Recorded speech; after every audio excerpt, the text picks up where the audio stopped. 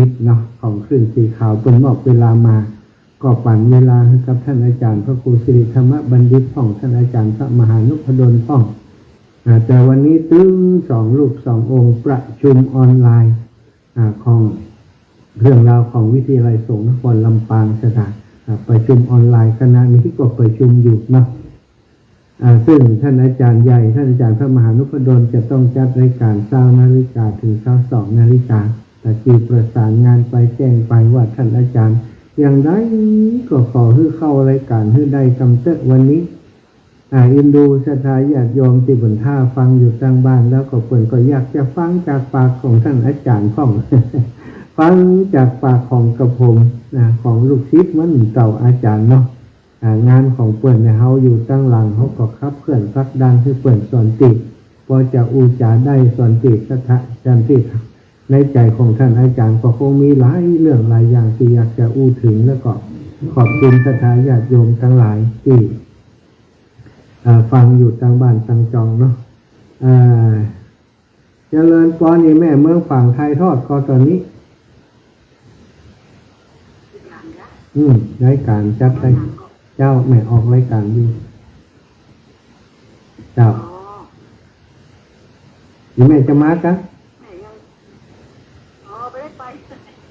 เจ้าวันผูกด้วยนะเจ้ามีเวลาอู้มันอีกสักหน่อยน้อยหนึ่งได้เนี่ยเดี๋ยววันผูกวันศีลใหญ่พอดีที่เขาอยากหยอกเงินแหน่เลยเจ้าผูกเขาหน้าเสร็จไปเนี่ยอย่างก็ไหมสาบานอ๋ออ๋อ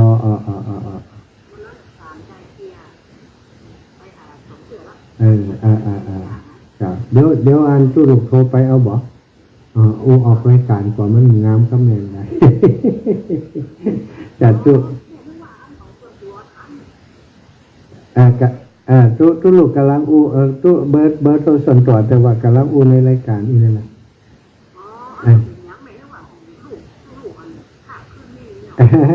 จัดเดี๋ยวจะโทรกับแม่เนอะจับเจริญปอนโยมแม่มาริวันที่ข้องานก็โทรมาชะตาเนี่ยคนดีบางครั้งใจดีก็มีปัญหานะ ใจดีคือเขากูเงินกูทองไปแล้วเขาก็รับกึ่งไปเองนะขึ้นลงขึ้นศาลแล้วก็ยังต้องมาสาบานแห่งอีกกับอีเมตแต่เนาะศรัทธาญาติโยมพบปะกันแล้วเดี๋ยวก็ไหว้พระก่อนดีกว่าเนาะก่อนที่จะอุจาเรื่องอื่นต่อไปตะกี้ค้างตึงไว้แต่ใดบอกว่าเอาค้างไว้หันก่อนเนาะ อยากจะให้ท่านอาจารย์ใหญ่ได้เข้ารายการจะได้ขอบคุณศรัทธาญาติโยมเนาะแต่กี้นะไหว้พระก่อนศรัทธากราบพระพร้อมกันเนอะอีปออีเมตตั้งหลายกราบ1พุทโธเมนาโถกราบ2ธัมโมเมนาโถกราบ3สังโฆเมนาโถอิมินาสการเรนะพุทธังอภิปูชยามิอิมินาสการเรนะธัมมังอภิปูชยามิอิมินาสการเรนะสังฆังอภิปูชยามิอะระหังสัมมาสัมพุทโธภะคะวาพุทธังภะคะวันตังอภิวาเทมิกราสวากขาโตภะคะวะตาธัมโมธัมมังนะมัสสามิกราสุปฏิปันโนภะคะวะโตสาวกสังโฆสังฆังนะมามิกรานะโมตัสสะภะคะวะโตอะระหะโตสัมมาสัมพุทธัสสะนะโมตัสสะภะคะวะโตอะระหะโตสัมมาสัมพุทธัสสะนะโมตัสสะภะคะวะโตอะระหะโตสัมมาสัมพุทธัสสะ พ พุทธังสารนังกัจฉามิธัมมังสารนังกัจฉามิสังฆังสารนังกัจฉามิสุติยัมปิพุทธังสารนังกัจฉามิสุติยัมปิธัมมังสารนังกัจฉามิสุติยัมปิสังฆังสารนังกัจฉามิตติยัมปิพุทธังสารนังกัจฉามิตติยัมปิธัมมังสารนังกัจฉามิตติยัมปิสังฆังสารนังกัจฉามิอิติปิโสภะคะวะอะระหังสัมมาสัมพุทโธวิชชาจารณะสัมปันโนสุขโตโลกาวิทูอนุตตโรปุริสธรรมสารถิสัทธาเทวมนุษสานังพุทโธภะคะวะติสวะคาโตภะคะวะตาธัมโมสันทิฏฐิโกอากาลิโกเอหิปัสสิโกโอปานายิโกปัจจัตตังเวทิตัพโพวินโยหิติสุปฏิปันโนภะคะวะโตสาวกสังโฆอุชุปฏิปันโนภะคะวะโตสาวกสังโฆยายาปฏิปันโนภะคะวะโตสาวกสังโฆสามิจิปฏิปันโนภะคะวะโตสาวกสังโฆยะทิทังจัตตาริปุริสายุคานิอัฏฐปุริสปุขะลาเอสะภะคะวะโตสาวกสังโฆอาหุนายโยปะหุนายโยสัพพินายโยอัญชาริการะนิโยอนุตตรังปุญญเกตังโลกัสสาติกราบพระพร้อมกันอีกครั้งหนึ่งนะกราบหนึ่งพุทธังวรันตังศิรสานะมามิกราบสองธัมมังวรันตังศิรสานะมามิกราบสามสังฆังวรันตังศิรสานะมามิศรัทธาญาติโยมไหว้พระสวดมนต์เรียบร้อยเอากรรมนี้ขึ้นเวทีได้นะอุจากันยาวไปเลยต่อเนื่องไปเลยตอนนี้ศรัทธาญาติโยมพี่น้องลำปางรับฟังพร้อมกับศรัทธาญาติโยมพี่น้องต่างเชียงใหม่พี่น้องต่างเมืองลี่ลาปูนพี่น้องต่างบ้านห้วยตองซักเนาะแถวสถานีห้วยตองซักส่งออกอากาศไปถึงจอมตองสันปาตองจอมตองในเขตดอยหล่อเขตเวียงท่าการแม่วางนี่ฟังจาก98.75 เนาะวัดสถานีวิทยุห้วยตองซักตังวัดไปหินบอกว่าตอนนี้ครับสัญญาณไปก่อน แต่ว่าที่แน่ๆ20 นาฬิกาถึง22 นาฬิกานี้28 29 สถานีศรัทธาญาติโยมทั้งหลายติดตามรับฟังกันเนอะศรัทธาญาติโยมพี่น้องต่างลำปางอาจจะไม่ได้ฟังในช่วงเวลานั้นแต่ก็มีสถานีที่รับสัญญาณจากคลื่นสีขาวมาของคุณดารุณีนะคนก็รับสัญญาณศรัทธาบางท่านก็ไปฟังจากตรงนู้นก็มีซึ่งตอน2 ทุ่มนี้ท่านอาจารย์พระมหานพดลสุวรรณเมธีก็ได้แจ้งมาตะกี้ว่าอาจจะได้เข้ารายการในช่วง2 ทุ่มครึ่งเนอะถ้าอย่างใดถ้าผมเข้าบัดทันท่านมหาเข้าไปก่อน แต่2 ทุ่มครึ่งจะพยายามประชุมเพื่อเสร็จเร็วที่สุดแล้วจะได้เข้ารายการพบปะกับศรัทธาญาติโยมเนาะถึงบัดได้พักเนอะศรัทธาญาติโยมอาตมาเองก็บัดได้พักในพระสงฆ์ที่อยู่ในวัดนี้4 รูปเหมือนกันหมดท่านอาจารย์ใหญ่พระมหานพดลสุวรรณเมธีก็รายการรายงานงานจิตนิพับนิมนต์ไว้ไปบรรยายไปเทศไปทำกิจกรรมต่างๆก็ต้องไปตามปกติวันนี้แต่เจ้านี่เอารถแมคโครไปขุด กันเที่ยวหนตังเที่ยวเหล่าเที่ยวโกฮือจกไปจกมาไปจกใส่ประปา ก็การประปาส่วนภูมิภาคคนที่เจ้าหน้าที่ที่มาตรวจสอบก็มาหาวิ่งมาหารถจกที่ไหนอย่างไรบัดเดี๋ยวนี้มีค่าเสียหายนะเขาจะต้องมาซ่อมมีค่าเสียหายจะว่าอย่างไรท่านอาจารย์นพดล โอ้ไปอยู่ไปไหนบอกว่ามันเท่าใดนะสอบถามว่ามันเท่าใดบัดเดี๋ยวนี้เสียหายอย่างไรโอ้ต่อจากไงนะอาจารย์มันแต่จะต้องเขามาซ่อมมีค่าใช้จ่ายลักหมื่นนะลักต่อใดก็ว่าไปเถอะถ้ามันลูกก็ต้องซ่อมต้องเสียมันมีค่าปรับตามกฎหมายอย่างไรก็ว่ามาว่าเนี่ยไว้เถอะเนาะแล้วอย่างไรก็มาหาเพื่อนนะตัดสินใจแทนอาจารย์ไปแล้วแต่เจ้านายอย่างไรบอกว่าเราขี้ข้านกวนใจเพื่อนนะถ้ามันมาถ้าอาจารย์มาใจก็จะใจคนเดียว แม่โคไปเนี่ยการไปเพียวไปพัดหวังดีไปย่ำไปกดจกใส่ต่อประปาเปิดแตกไปหาอย่างก็ว่ากันไปจะทายญาติโยมเนาะเป็นอุบัติเหตุบัดได้คิดจะไปทำลายของเพื่อนนะไปเพียวไปพัดแต่ว่าบังเอิญมันไปคูดใส่แม่โคเนาะแม่โคกำหูว่าไอ้ยังอยู่ตั้งใดเพื่อนนึกว่าเป็นนั้นเป็นไอ้ยังเป็นคนตั้งบัดได้นี่ค่ะมีแต่ต้นไม้เกิดก็ไอ้ยังเกิดเพื่อนก็จะเพี้ยวก้นไม้นะมันบางจากมันต้องคุดเอาไอ้ยังหักเอาอย่างมันออกนี่นะมันก็เลยกลายเป็นไปโจกใส่อันต่อประปานั่นก็ตัดสินใจเต้นอาจารย์ไปว่ากันไปสักทีตอนนี้ก็เตรียมงานได้สัก60%60%เหลือแหม40%นักหนาสาหัสจากกัน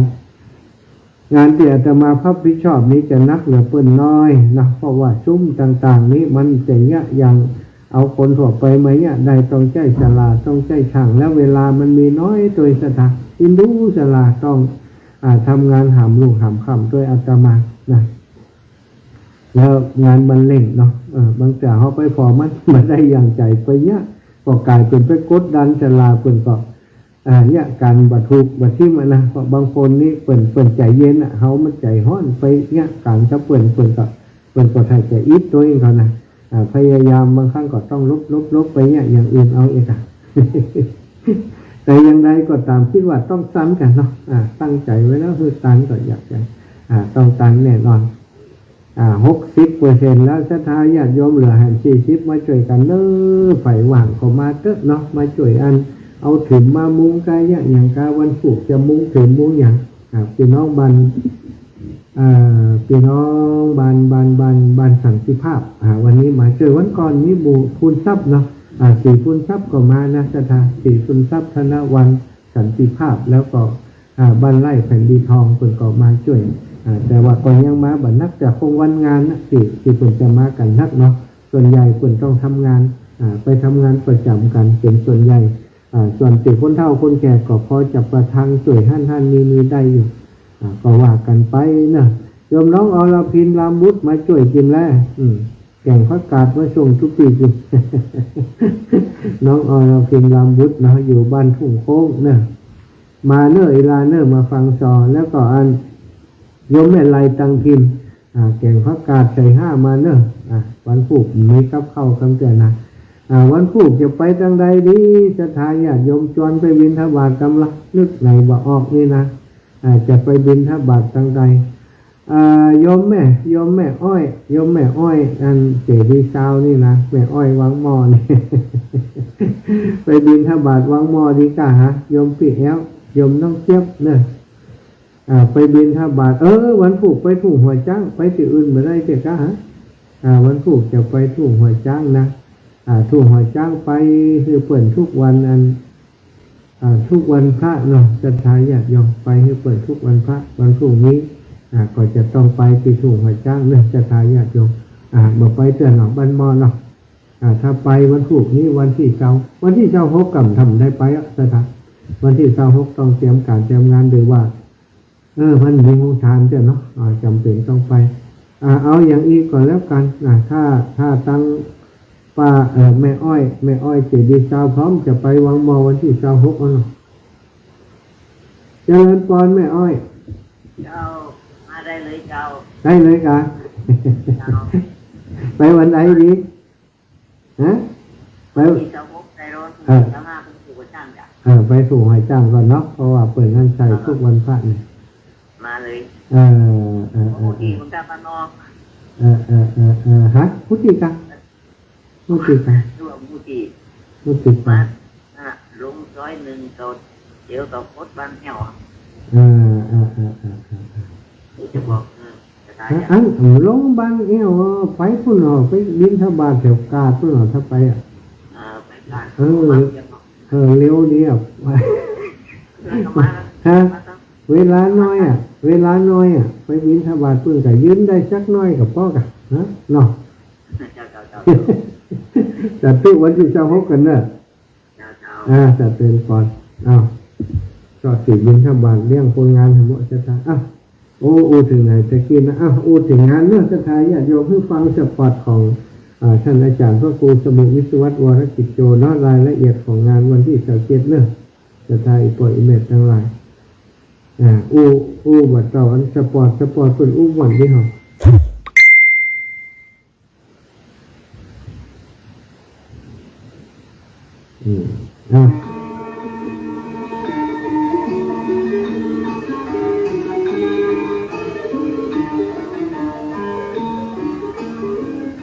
ข่าวสารผู้การประชาสัมพันธ์กำหนดการพิธีฉลองตราตั้งเจ้าคณะอำเภอวังเหนือ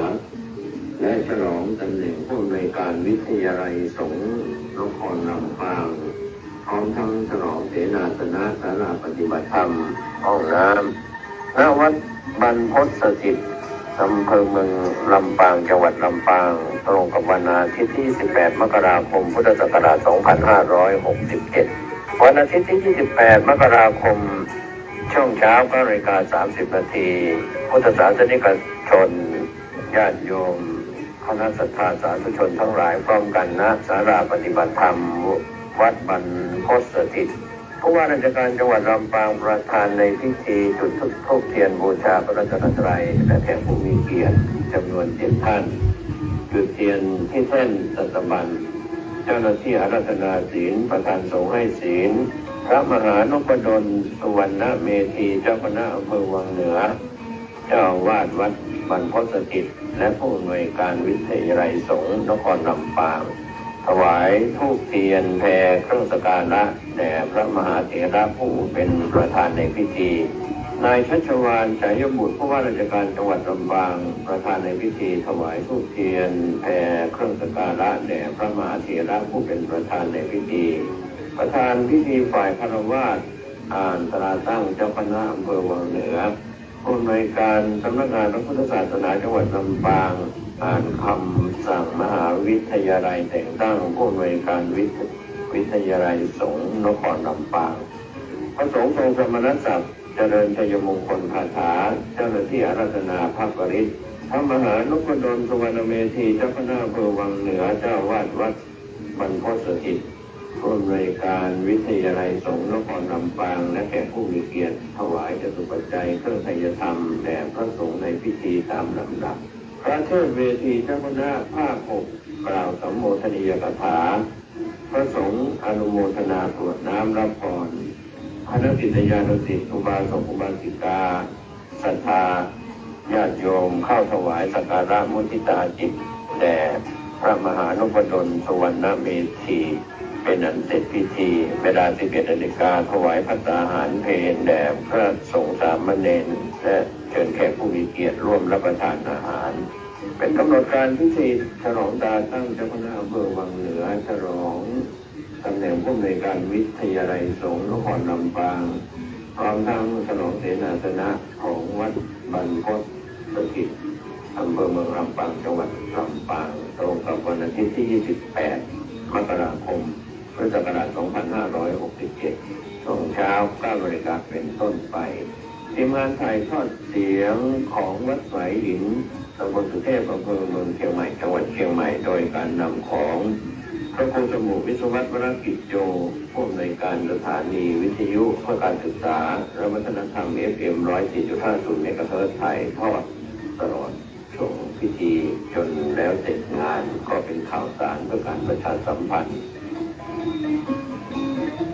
ข่าวสารประชาสัมพันธ์เนาะงานในวันที่27-28ก็วางใจเป็นอย่างยิ่งว่าศรัทธาเท่าแก่อีปออีแม่เจ้าลำปางของเฮาจะได้มาให้กำลังใจครูบาอาจารย์ท่านอาจารย์พระมหานุพดลสุวรรณเมธีอาตมาเชื่อมั่นว่าศรัทธาอีปออีแม่รู้จักท่านอาจารย์เป็นส่วนตัวมาเมื่อนานแล้วเพราะท่านอาจารย์พระมหานุพดลสุวรรณเมธีเป็นนักเทศมือหนึ่งของจังหวัดลำปางมีงานเนาะงานใหญ่ๆงานพระราชทานเพลิงศพงานอะไรอย่างต่างๆที่ผู้รักผู้ใหญ่ไปร่วมงานนั้นท่านอาจารย์มักจะได้รับนิมนต์คือไปเป็นผู้แสดงพระธรรมเทศนางานวัดวาอารามต่างๆเนาะครูบาอาจารย์ในพื้นที่จังหวัดลำปางเจ้าคณะตำบลต่างๆเจ้าคณะอำเภอในพื้นที่จังหวัดลำปางส่วนใหญ่ก็จะรู้จักสนิทสนมกับท่านอาจารย์พระมหานุพดลเป็นอย่างดีวันงานอาตมามีความเชื่อมั่นว่านอกจากศรัทธาที่มาเป็นหัววัดต่างๆกับครูบาอาจารย์แล้วศรัทธาขึ้นสีขาวของเฮาครอบครัว106.50จะได้มาเป็นกำลังใจจะมาให้กำลังใจท่านอาจารย์กันนักหนาป้านอยู่แล้วท่านอาจารย์ก็เตรียมซอพื้นเมืองไว้ตอนรับศรัทธาเนอะซอกับปอยหลวงนี่มันเปิงกันเนาะศรัทธาญาติโยมมีซอพื้นเมืองตอนรับศรัทธาญาติโยมที่จะมาร่วมงานถึง2 วันเลยนะซอก็คงจะเล่นได้ตอนบ่ายเนาะตอนเช้านี่มัน มีพิธีศรัทธาในช่วงพิธีก็คงจะซอจะอย่างมาได้เสื้อเรียกว่าบันแน่ใจว่าตั้งนอกอาจจะซอได้ก็แล้วแต่สั่งซอเปิ้นถ้าซอได้ก็ว่ากันไปตั้งนอกก็ว่าไปส่วนในพิธีก็ว่ากันไปไปจะฟังซออยู่ตั้งนอกก็ฟังกันไปเนาะก็มันจะเสียเวลาซอเปิ้นนี่นะแต่ส่วนตอนภาคบ่ายนี้เต็มที่เลยวันพุธเครื่องเสียงชุดใหญ่จากอำเภอดอยหล่อ จะมาทำการติดตั้งที่บริเวณงานเพื่อจะให้งานครบสมบูรณ์แบบถึงบ่มีดนตรีบ่มีอย่างแต่เอาเครื่องเสียงชุดใหญ่มาเลยศรัทธาญาติโยมเพื่อจะให้ศรัทธาทั้งหลายได้ฟังซอหรือว่าฟังดนตรีเวลาเปิดอย่างซอเปิดร้องเพลงต่างๆนี้จะได้ฟังอย่างอิ่มอกอิ่มใจวันที่27-28เนอะศรัทธาญาติโยมแล้วก็สำหรับศรัทธาอีพ่ออีแม่อาจารย์อีแม่อยากจะหอมบุญโดยแต่ว่ารายการที่ท่านอาจารย์ประกาศมานี่มันอีแม่ตั้งบัดถึง มันมีอยู่ 3-4 รายการบางรายการก็มาใจราคาอย่างสูงศรัทธาญาติโยมเนาะอย่างย่ามเนี่ยนะย่ามใบหนึ่งก็350มีอยู่300ชุดส่วนกระเป๋าเดินทางของพระมหาเถระมันพอนักเนาะ30ชุด1ชุดละ 1,000 บาทตู้เล็กชุดละ 1,000 บาทก็มี150ชุดโต๊ะจีนนี้ 1,400 บาทก็มีศรัทธาญาติโยมเปิ่นช่วยมาก็ถือว่าหลายอันละนะศรัทธาข่าวที่อาตมาจดไปแล้วนี่แล้วก่อนที่เปิ่นตั้งใจว่าจะเอามาหอมท่านอาจารย์วันนั้นเนี่ยโดยมันต้องมีการจดอย่างไว้นี่ก็ยังมีอยู่เนอะศรัทธาแล้วก็โฮงตาลเนาะโฮงตาลก็จะมากันหลายอยู่นะโฮงตาลเจริญปอนพี่น้องออนเหนือออนใต้เจ้าแม่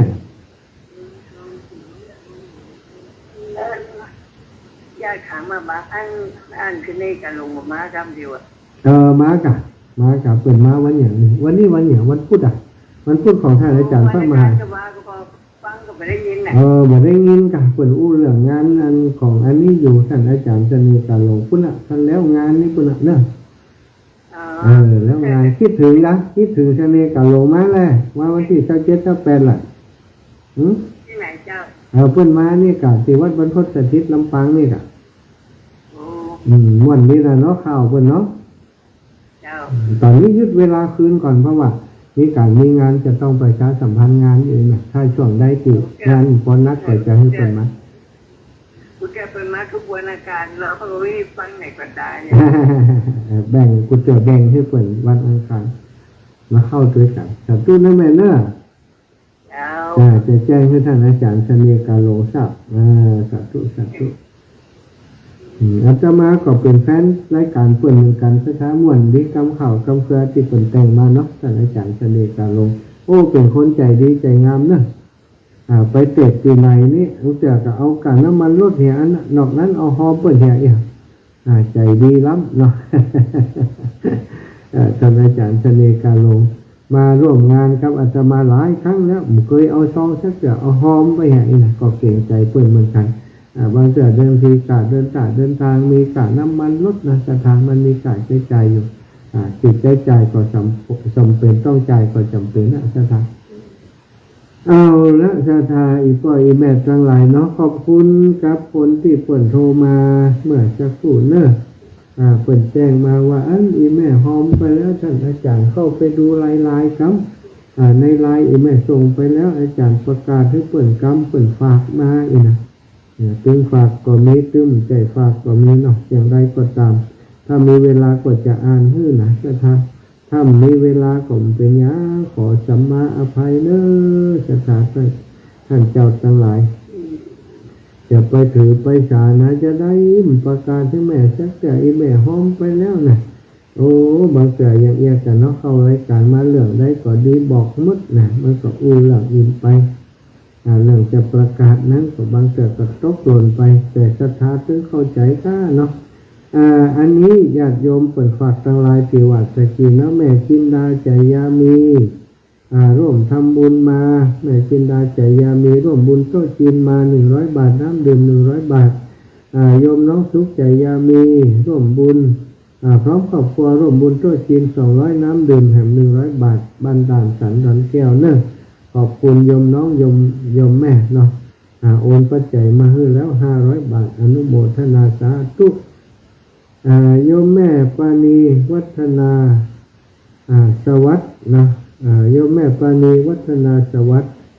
ก็ได้ร่วมบุญมาโดยเหมือนกันเดี๋ยวจะโทรไปหาแม่ปานีก่อนมีเรื่องจะต้องขอความเมตตาจากเพื่อนเจริญพรแม่น้อมสุภาวงศ์สาธุเจ้าแม่ฝนตกก็ฝนตกกะตกจังไร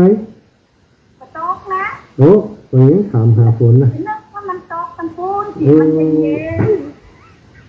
นพระถามหามันอย่างเตือนนี้งานปล่อยหลวงนี่ห้ามตกมันห้ามปล่อยหลวงเนาะเนี่ย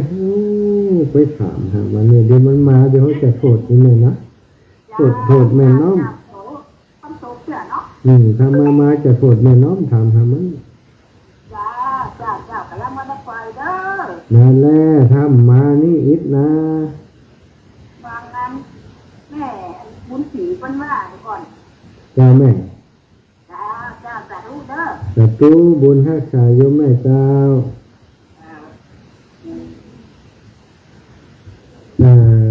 โอ้โยมหลานสาวบอกว่าขออภัยบ่ได้ไปช่วยงานหลวงลุงที่บ้านติดงานศพของคุณป้าที่เป็นญาติกันนั่นมันเป็นอย่างเนออาจารย์โดเรมอนกันทัดกันมีคลิปอะไรอาจารย์โดเรมอนแม่แสงเดือนบ้านหาดโอ้แม่แสงเดือนบ้านหาดหอมบุญอะไรอย่างมาอีแม่หอมมา100 บาทเป็นหอมโต๊ะจีนกันนี่แม่แสงเดือนแม่คำลุนเตยาเนาะแม่คำลุนเตยาบ้านหาดปูได้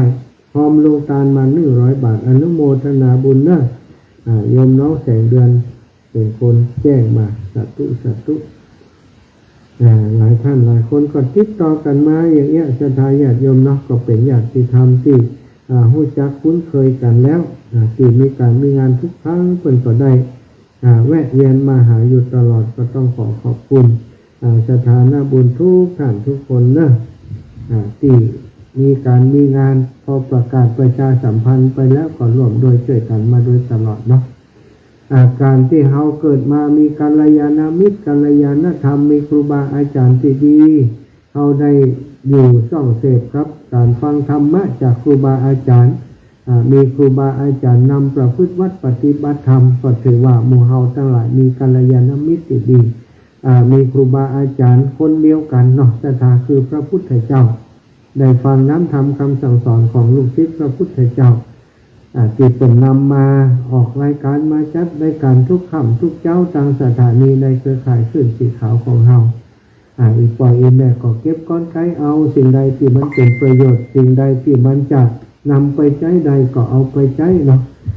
ในช่วงนี้อาตมาก็ต้องขออภัยอาจจะบ่ได้สื่อสารในเรื่องของธรรมะหรือว่าเอาธรรมะมาโดยเฉพาะเนาะก็เป็นเรื่องของการส่งเสริมในเรื่องของทานปารมีจวนศรัทธาญาติโยมสร้างปุญญาปารมีช่วยเหลือครูบาอาจารย์แม่ลูนเตยาเจริญปอนอีแม่อีแม่หอมตัวจีนเนาะเจ้าโลโอมาแล้วเจ้าโยมวิภาวีอีนะโทรมาเจ้าอีแม่อนุโมทนาบุญให้อีแม่และครอบครัวพี่น้องบรรหารผู้ใดอยู่ดีมีสุขเน้อจ้าสาธุบุญทักษาอีแม่พี่น้องถวายความเคารพท่านอาจารย์จิตพุทธอุทยานเชียงใหม่วันนี้ไม่ค่อยหนาวนะอาจารย์ไม่ค่อยเย็นนะอากาศผมไปทำเพิ่งเช็ดมันดูไม่จืดเลย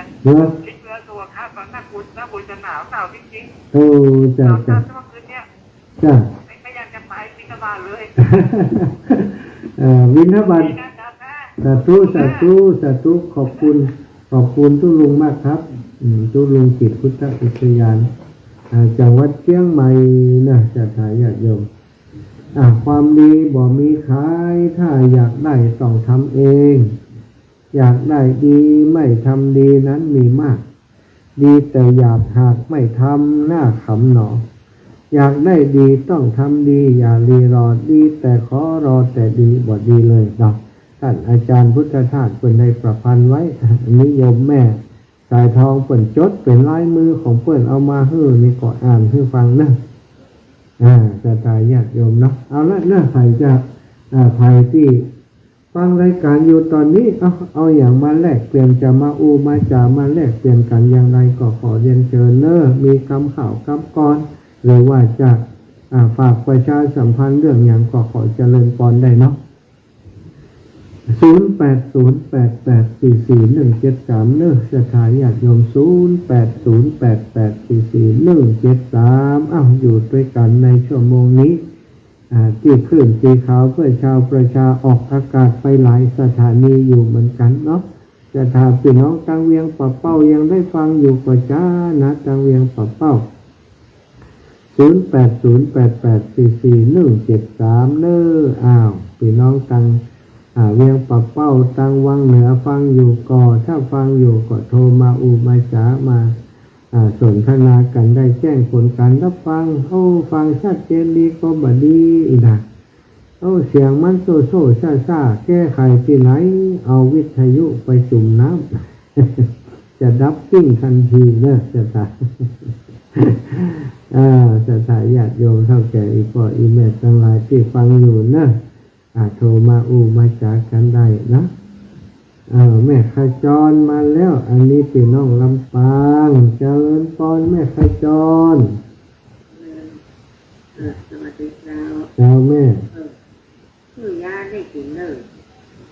ยาอย่างแม่ยาอมบักของพ่อมามีแล้วมีพอดีนี่อมเวลาดีขึ้นหรอก็ถ้ามันได้อมเหมือนกับยุ่งเลยกันนี่ปากมันออกเลย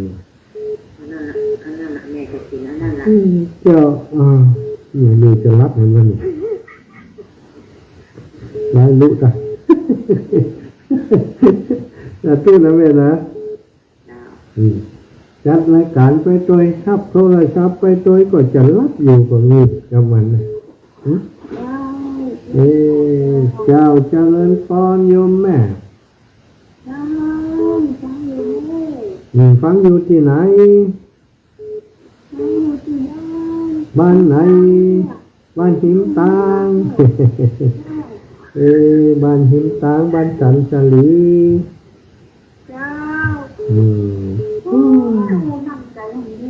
ใจบ่ดีใครมาแล้ว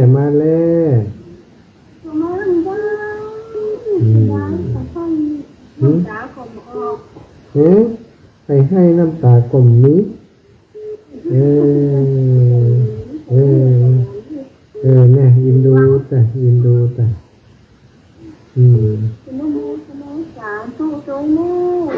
เจ้าแม่น้องสาวเห็นซ้องนี่ที่เมื่อจะกาแฟน้องสาวเห็นซ้องครับดีเนาะเจ้าเองแม่เจ้าสาธุขอบคุณอีแม่หลายแม่พนักสาธุแม่เดี๋ยวทุกอย่างแม่ยิ้มนะเจ้าเจริญพรแม่พิมพ์หนูใจหายไปเมินนานนักแกคิดถึงเนอะนี่ก็แม่จ๋านักการท่านฮะ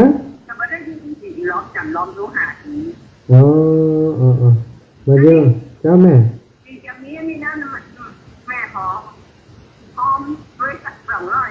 เนี่ยแพมหอมเหนียวตัวจีนบอกอันเนี่ยหอมนี่ก็ได้เหมือนกับโครงการตลอด24 ชั่วโมงแม่พิมพ์หนูใจ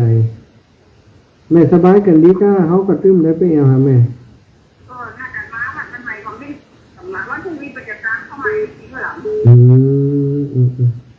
อันเอาอันพี่น้องบ้านใหม่มาจ่วยงานนี่น่ะลุงหนอมอ่ะโอ้เนี่ยการดีขนาดลุงหนอมนี่โอ้อยู่จนคำจนหมื่นเดือนได้พักไม่ย่ำวะนอนที่ก่อนนอนที่เนี่ยการต้นได้โทรกลับบ้านดิอยากเป็นวันนะซื้อโทรกลับบ้านดิสาธุนะแม่จดให้แม่แล้วเนอะจ้ะแม่ร้องไปไหนแม่พิมพ์มาแล้วแม่ร้องหายแซ่บฮอกวันนี้นะแม่ร้องนี่ลืมกันไปแล้วก้าพี่น้องบ้านใหม่พี่น้องนาบงนาขวางนาฟานเนอะขอบคุณทุกท่านแม่ศรีสุรินทร์วงศ์บ้านเกิดยางเจริญพรแม่เจ้าแม่ไม่เสียงตีนะใครพักนี่นะเนี่ยใดมันเนาะงานขำอยู่ตั้งนานนี่นะจะตุขอบคุณเป็นห่วงจ้ามีเวลาไม่เอาหาเนอะ8450จากที่ไหนเอ่ยครับแล้ว8450ไผ่จ้าฮัลโหลอีแม่เขาครับแล้ว8450จากไหนจ้าโอ้ดับจริง8450จุกันครับแล้วปักจ้า8257แม่น้อยท่าโทษแม่ฟังอยู่นะฟังอยู่ก็ดีแล้วดีขอบคุณไปตามเข้ามาดีแล้วเอาบุญด้วยนะเจ้าสาธุบุญรักษาแค่จะต้อง2 วัน3 วันก่อนนะค่ะสาธุเจริญพรแม่กับแก้วสีอินแก้วอุ้ลือเลิศไว้ตาเจ้าเอายกแม่ถามแม่กันมันถูกไอ้เบิกมันจะเข้ามาเอาน้ำแม่บุญจริงจ้ะไปกล้าไปว่ากู้กันนะเจ้าว่าเดี๋ยวผมจะเอารถที่ไปเอาบ้านแม่บุญเย็นกับหลานของแม่นี้อีแม่ซื้อมาเจ๊กาอีแม่จะให้ไผ่ก็มาจะไปหลายน้ำบ้านแม่ตกใจเดี๋ยวคิดไป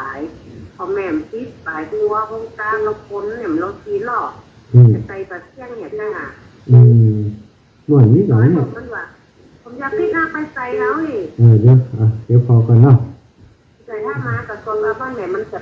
พ่อกว่าจะมีงานที่จะต้องใจมันนะคะวันผูกมันมีหลายอย่างเลยมันจะงานเดียวเจ้าเขาชื่อมาเอาไปวันสำคัญเขาต้องเอามาเจ้า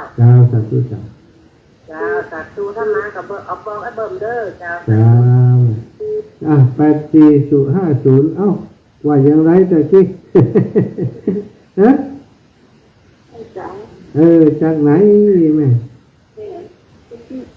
เออ แม่ทิพย์กำพังกัน เทศ ฮะ เออทั้งเสือ แม่ทิพย์ไหนสันมาเฮ็ดกัน มีเทศ เอาสันมาเฮ็ด เนี่ยของจันทร์ด้วยเนี่ย อ๋อสันมาเฮ็ดปุ่นน่ะเวียงปอบเป้าปุ่นน่ะโอ้แม่ทิพย์บ่มาหากันอีก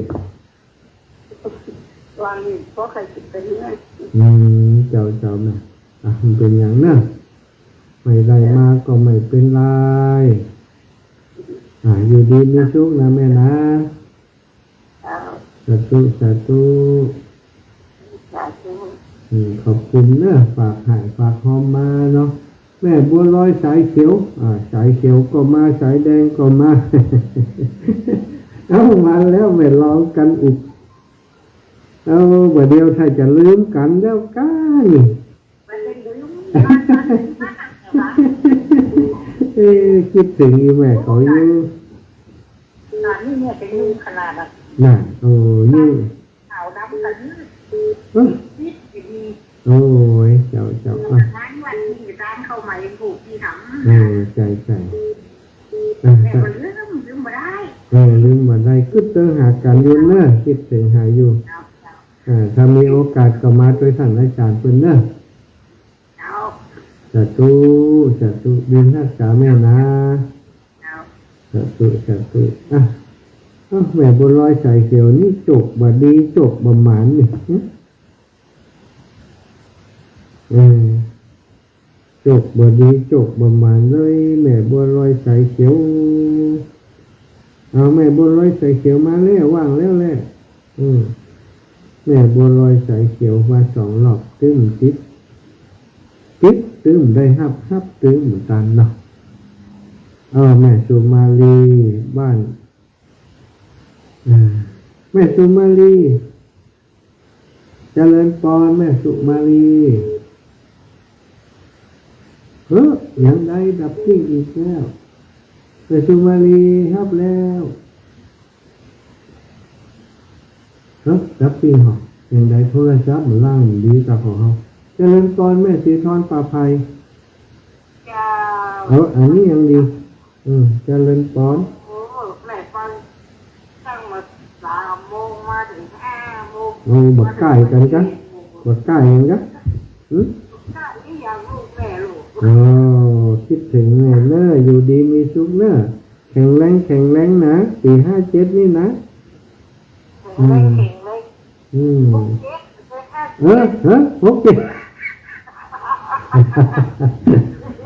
67เก่งว่าเล่นได้ลูกได้อย่างละลูกไอ้แม่นี่เป็นเปลือกเปเจอละมาไม่กล้าไล่กับเด็กยังพอน้องเลยกินยานักกินยาพิษช่องน่ะนี่เนาะแต่คือได้ไปปุ่นได้ตลาดพอดีนั่นน่ะแค่ไปออกไปโอ้อีป้อนะดูไปซ่อให้น่ะเขาป้าเสียหมดเขาพัดลงยิงเราเนาะ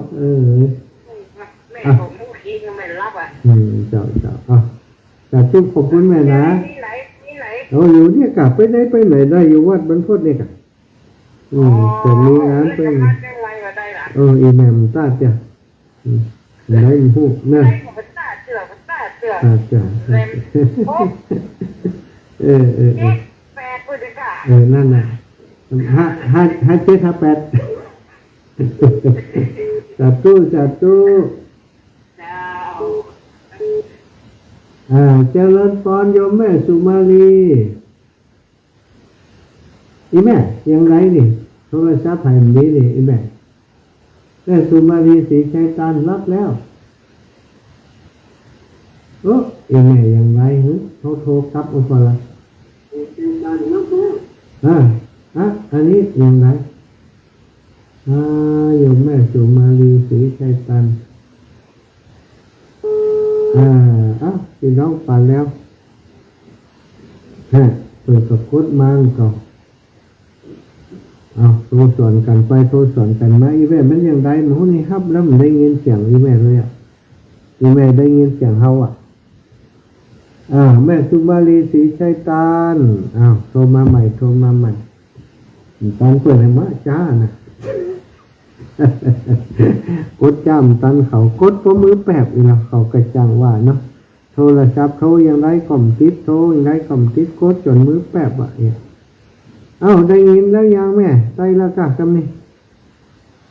แม่ซื้อมามันพักใจ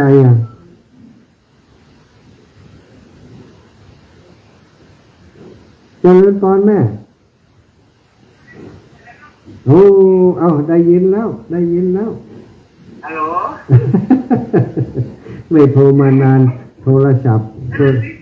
ม่เคยโทรสักทีนานแล้วมันเลยโทรศัพท์มันเลยไม่ดังไม่เป็นไรแล้วมันโกงมันไม่ค่อยนี่เพราะว่าไม่เคยโทรใครเลยตะโกนก็โทรไม่สบายดีฟังอยู่เนาะเห็นแม่สบายดีก็ดีใจแล้ววันก่อนดีใจจังแม่มาเนาะกดจับนานแล้วก็คือโทรไปไหนนะแล้วโยไปหาโยมแม่คำป้อบ่อยๆกันตั้งง่อมก็ไปหาเพื่อนกันแม่คำป้อเนี่ยเขาเรียกไม่ไปจะไปโน่นละบ้างโรงบ้างวันที่26หรือไงเนี่ยเขาจะไปแม่เนาะ26ไม่ได้ไปหาเขาว่างๆก็ไปหาเจอได้อยากไปจังเลยว่าประตูแต่มาไหมจะให้เขาไปรับเด็กไปรับมีคนจะมาใส่นี่นะเดี๋ยวจะโทรหาแม่เนอะแล้วใส่นี้ใส่ที่แม่เนี่ยมีคนจะมาอยู่เดี๋ยวดูว่าพ่อแฟนของแม่เย็นจะไปรับทางนู้นแฟนของแม่เย็นจะไปรับทางนู้นหรือเปล่าแฟนของแม่เย็นพ่อนั้นพ่ออะไรนะพ่อตะเกียบ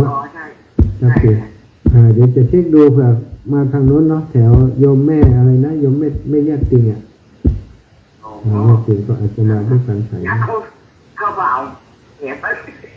เอาคนงามแถมไปด้วย1 คนจะดูนะแม่นะสาธุค่ะจะสายสุดท้ายของโยมแม่สุมาลีศรีชัยตันจากลำปางบ้านปลาแล้วแฟนรายการ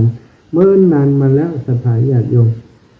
เนาะเป็นก็เป็นคนไทยนะอยู่